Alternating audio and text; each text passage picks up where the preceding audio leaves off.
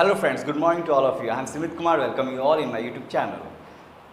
हम लोग क्या कर रहे थे, पहले मैंने आपको वर्ड पावर दिया, फिर आपको ग्रामर सेक्शन दिया, फिर कॉम्पिटिटिव सेक्शंस का दिया। उसके बाद जो मैं आज आपको देने जा रहा हूँ वो ट्रांसलेशन सेक्शन से रिलेटेड चैप्टर देने जा रहा हूँ। तो ट्रांसलेशन सेक्शन में जो सबसे इंपॉर्टेंट है वो होता है हमारा टेंस। ठीक है, अगर ये हमारा बेस जो है ये मजबूत होगा तो ये बहुत ही ईजीली हम जो है डिफरेंट से डिफरेंट और डिफ़िकल्ट से डिफ़िकल्ट जो है स्ट्रक्चर्स को समझ सकते हैं और सीख सकते हैं। तो चलिए ये समझते हैं टेंस होता क्या है। देखिए, टेंस का अगर हम डिफिनेशन देना हो तो टेंस को हम लोग हिंदी में क्या बोलते हैं, काल बोलते हैं। क्या बोलते हैं, काल।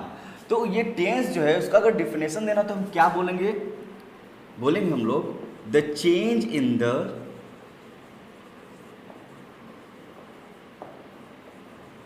form of verb according to time, according to time। कहने मतलब क्या हुआ कि समय के अनुसार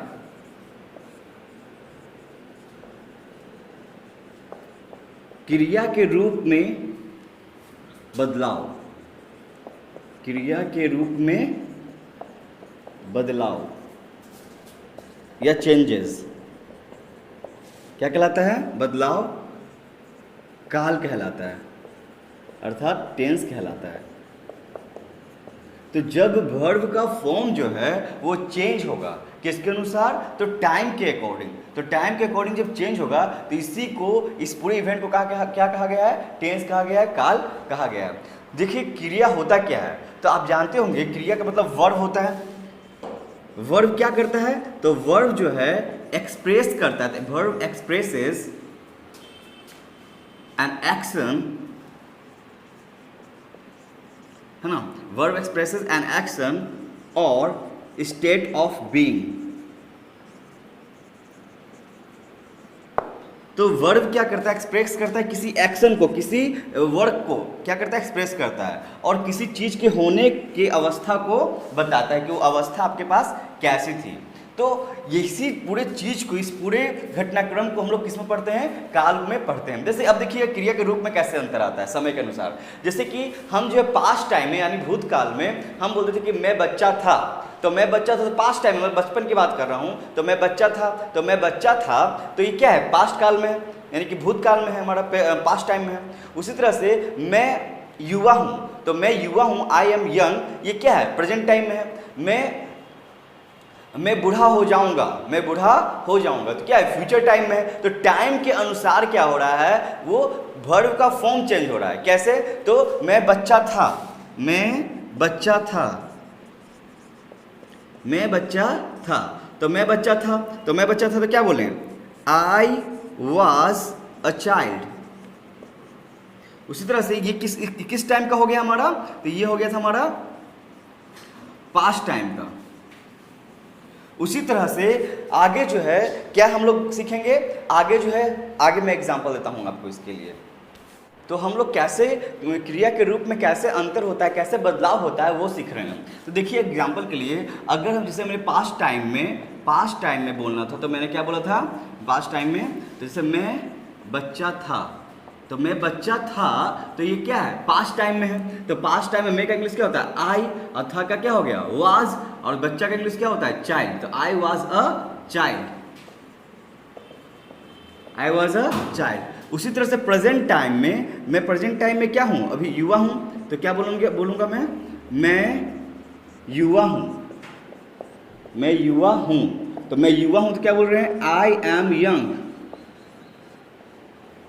आई एम यंग, या बोल सकते हैं I am a young man, ये बोल सकते हैं I am a young man. उसी तरह से बोलना है फ्यूचर में, फ्यूचर टाइम में जो है मैं बूढ़ा हो जाऊंगा,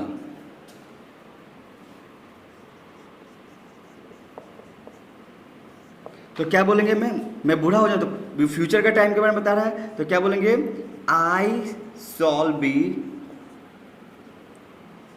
N old man, I shall be an old man. तो ध्यान दीजिएगा यहाँ पर कि यहाँ पर देखिए सब्जेक्ट तो सेम है, आई है और आई है, लेकिन ये जो इसके कारण, जो टाइम के कारण, जो पास्ट टाइम है, प्रेजेंट टाइम है और फ्यूचर टाइम है। अब देखिए लॉजिक लगाइए कि मैं बच्चा था तो पास्ट टाइम में क्या किसका चेंजेस हुआ है, वर्ब का चेंजेस हुआ है। मैं युवा हूँ तो किस में चेंजेस हुआ है, वर्ब में चेंजेस हुआ है। यहाँ पर वास है, यहाँ पर क्या हो गया, एम हो गया। और मैं क्या हो जाऊँगा, बूढ़ा हो जाऊँगा तो क्या हो गया, आई सेल बी या विल बी का फॉर्म यहाँ पर आया है। तो आप देख रहे होंगे कि मेनली जो बेसिकली जो है जैसे से टाइम चेंज हो रहा है, वर्ब के फॉर्म में चेंजेस हो रहा है। तो ये जो वर्ब का फॉर्म में चेंजेस को क्या किया गया है, कैटेगराइज कर दिया गया है कि अच्छे से हम उस टेंस के बारे में स्टडी कर सकें। तो चलिए हम लोग जो हैं अब जो है उसके टेंस के बारे में, उसके काइंड्स के बारे में जानते हैं। तो चलिए हम लोग टेंस और उसके काइंड्स के बारे में जानते हैं। तो मान लीजिए कि ये ग्रामर का जो है एम्पायर है, ठीक है, तो उसमें जो है टेंस है, जो टेंस जो है इसको मान लीजिए दादा है, ये क्या है, दादा है। और उसके 3 बेटे हैं, कौन कौन,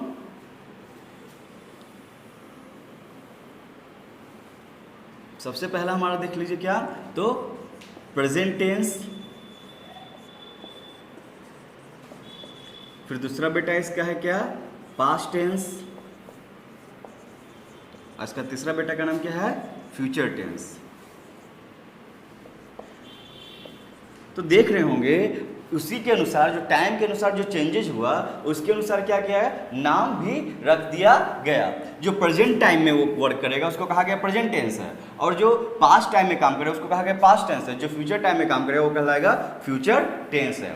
तो ये टेंस दादा है, टेंस दादा के 3 बेटे, प्रेजेंट टेंस, पास्ट टेंस और फ्यूचर टेंस। तो हम लोग दादा क्यों कहें इसको, क्योंकि इनके जो 4 बेटे हैं, इनके जो 4 बेटे हैं वही टेंस में एक बड़ा रूप अपनाते हैं। बहुत ज़्यादा गेम जो है इस टेंस का गेम सबसे ज़्यादा यही खेलते हैं, ठीक है। ये चारों जो है, कौन कौन वो चारों हैं, तो उनका नाम हम लोग शॉर्ट में पहले देख लेते हैं क्या क्या है वो। पहले देख लीजिए क्या है वो, इंडेफिनिट, दूसरा क्या है हमारा कंटिन्यूअस, पहला क्या है इंडेफिनिट, दूसरा क्या है कॉन्टिन्यूअस, तीसरा है क्या परफेक्ट,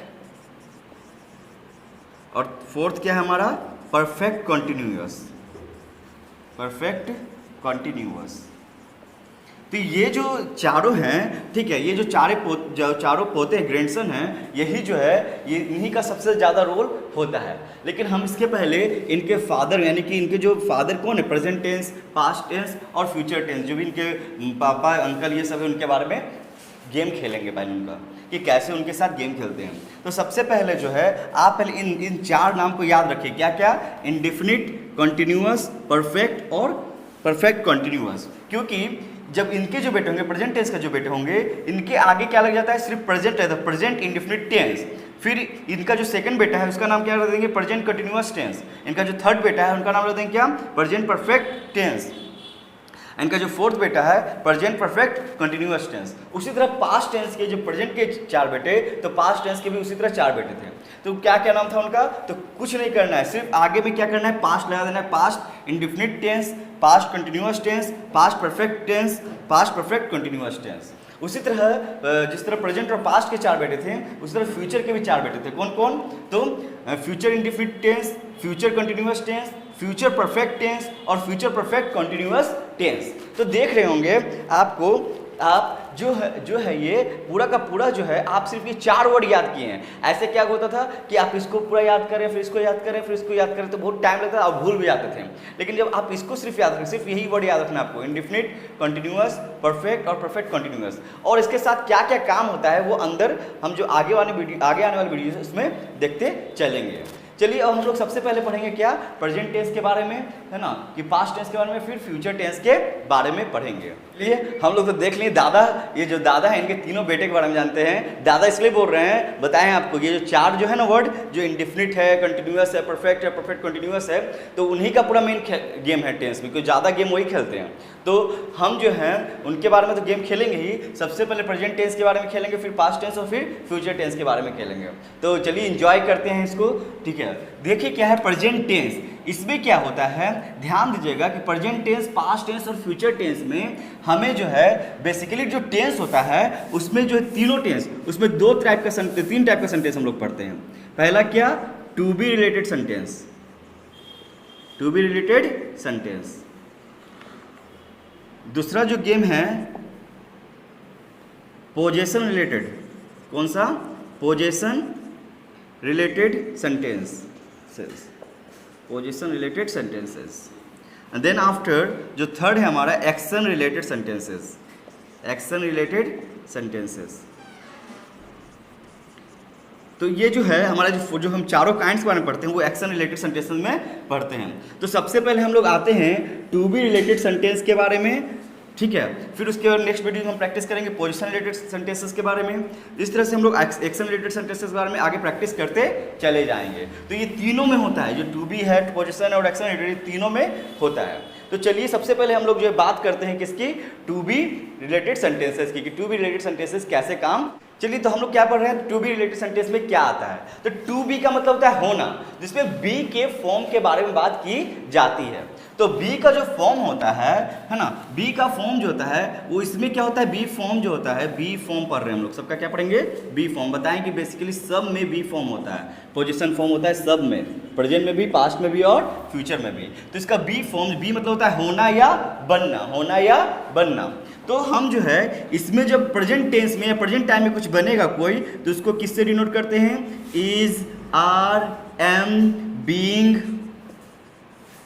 ठीक है। तो इन सब है ना, हैव बीन, ये सबसे क्या है, हैव बीन और हैज बीन, इन सबसे किसको डिनोट करते हैं हम लोग? ये बी का फॉर्म है, किसका? तो प्रेजेंट का, is, are, am, being, have been और हैज बीन। उसी तरह से पास्ट का जो फॉर्म होता है वो क्या होता है? वाज, वर, क्या होता है? वाज, वर और हैड बीन, वाज, वर और हैड बीन। उसी तरह से फ्यूचर का फॉर्म जो होता है वो क्या होता है? विल बी और शॉल बी, ठीक है। तो विल बी और शैल बी। तो इस तरह से हम लोग जो है क्या कर रहे हैं कि हम लोग बी का फॉर्म के बारे में देखें कि बी का फॉर्म क्या क्या होता है। प्रेजेंट में क्या होता है? Is, are, am, being, has been या हैव बीन, वाज, वर या हैड बीन, विल बी और शॉल बी। तो यहां पर आप लोग देख रहे होंगे क्या कि जो बी का फॉर्म चेंज हो रहा है और एक साथ बहुत सारी चीज़ें हैं। तो इनके बारे में कैसे पढ़ेंगे वो एक एक करके हम क्या करेंगे, प्रैक्टिस करवाएंगे वीडियोस पर। जब प्रैक्टिस कीजिए तो इससे ये होगा कि आपके माइंड में वो बार बार वो बात जाएगा, तो आप आसानी से वो बात याद रखिएगा। फिर उससे रिलेटेड हम interrogative sentence, negative sentence, open interrogative, close interrogative और जितने भी उसके मिसलेनियस एक्सरसाइज है, मिक्स एक्सरसाइज है, वो करवाएंगे सबसे। इससे क्या होगा कि आज जब आएंगे, जब इंडिफिनिट और जो भी जितने भी जो मेन जो उनके पोते हैं, जो मेन गेम खेलते हैं टेंस में, उसके बारे में आते आते तक आपको जो है सभी को चेंज करने के लिए ज़्यादा स्ट्रक्चर्स पढ़ने की जरूरत नहीं पड़ेगी। आप खुद ही उसको नेगेटिव इंट्रोगेटिव में चेंज करना सीख जाएंगे, जो कि क्या होगा और भी आसान हो जाएगा आपके लिए। तो चलिए अब हम लोग सीखते हैं क्या, टू बी फॉर्म के बारे में प्रेजेंट टेंस में कि वो कैसे होता है। तो बी का हम लोग जनरल फॉर्म जो है वो पढ़ते हैं। जैसे देख लीजिए एग्जांपल के, हम एग्जांपल देकर सबको बताते हैं। वह नटखट है, वह नटखट है।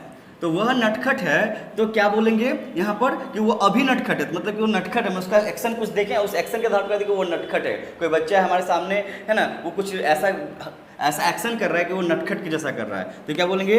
He is naughty, he is naughty.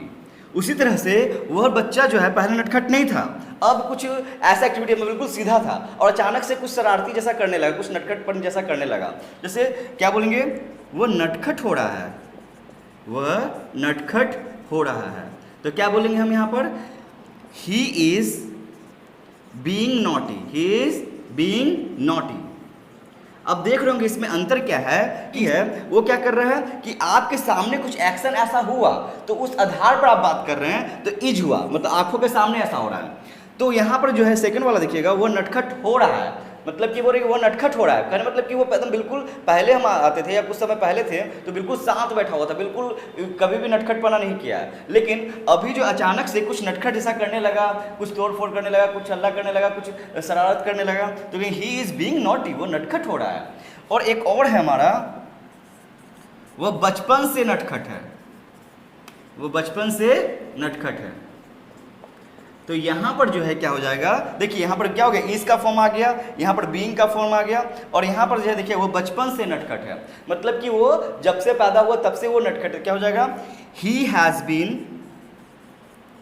Naughty since childhood. तो देख रहे होंगे क्या लिखा है यहाँ पर, नहीं दिख रहा, यहाँ लिख लेते हैं, he has been naughty since childhood. मतलब क्या हुआ कि वो बचपन से नटखट है। तो तीनों में आप अंतर देख रहे होंगे बी का फॉर्म में, वो नटखट है तो प्रेजेंट टाइम में जब हम देखें तब उसी एक्शन के समय, उसी के एक्शन, उसके एक्सप्रेशन के थ्रू हम क्या बोले कि वो नटखट है। उसी तरह से वो नटखट हो रहा है, मतलब कि हम उसको जब भी देखे हैं तो वो नटखट नहीं था, वो जो है नटखट मतलब कि अचानक से, पहले बिल्कुल सीधा था, तुम चुपचाप बैठ रहता था और अचानक से कुछ शरारती जैसा करने लगा, तो बोले वो नटखट हो रहा है, तो क्या बोलेंगे, ही इज बीइंग नॉटी। उसी तरह से वह बचपन से नटखट है, क्या बोले, he has been naughty since childhood, यहीं पर लिखते हैं he has been naughty since childhood. तो उसी तरह से एग्जाम्पल के लिए हम किसी दोस्त को बोलना चाह रहे हैं, क्या हम लोग जाते दोस्त के साथ तो खर्च उर्च करवाने के लिए क्या बोलते हैं, तुम कंजूस हो, तुम कंजूस हो। तो तुम कंजूस हो मतलब अभी कुछ ऐसा एक्शन किया तो हम उसके अनुसार बोले तुम कंजूस हो। तब क्या बोलेंगे कि हम बोले कि चलो पैसा दो, तो बोले कि नहीं मेरे पास पैसा ही नहीं है, तो क्या बोलेंगे, यू आर माइजर, या बोले यू आर क्लोज फिस्टेड। उसी तरह से अगर हमको बोलना है कि पहले बहुत खर्च करता था, है ना, और अचानक से जब अभी बोल रहे हैं करने के लिए तो कहता है नहीं नहीं अभी तो पैसा नहीं लाए, छूट गया, तो तुम जो है कंजूस हो रहे हो, तुम जो है कंजूस हो रहे हो। तो क्या बोलेंगे, यू आर बीइंग माइजर, क्या बोलेंगे, यू आर बीइंग माइजर हो रहा है। यहाँ पर बी का फॉर्म में क्या हो गया, इज हो गया, है ना, यहाँ पर इज बीइंग हो गया, यहाँ पर हैज बीन हो गया। इसी तरह यू में जो है क्या हो गया, आर हो गया, फिर यू आर बीइंग हो गया, फिर हैव बीन हो गया। तो इसी तरह से देखेंगे हम सबसे पहले कि इज आर एम का जो यूज हम लोग अपने सेंटेंसेस में कैसे करते हैं। ये तो हम आपको एक फॉर्मेशन कैसे होता है वो सिखाएं, तो हम लोग आगे जब आएंगे तो वहां सीखेंगे कि कैसे जो है आपका फॉर्मेशन इज आर एम के साथ होता है, कैसे आप इज आर एम का यूज कर सकते हैं। तो आज हम लोग जो है बी के फॉर्म के प्रेजेंट टेंस में बारे में बात किए हैं, तो हम जो है बेसिकली सभी के बारे में सीखेंगे, लेकिन हम क्या करेंगे पहले इज आर एम का जो है यूज कैसे करते हैं आने वाले वीडियो में सीखेंगे, जिससे क्या होगा आपका बेस बहुत अच्छा हो जाएगा। अगर आपको ये वीडियो अच्छा लगा हो तो वीडियो को लाइक जरूर करिएगा, और अगर आप मेरे चैनल पहली बार आए हैं तो क्या आप कीजिएगा, आपको करना है, आपको सिर्फ और सिर्फ क्या करना है, सब्सक्राइब करना है। ठीक है, थैंक यू।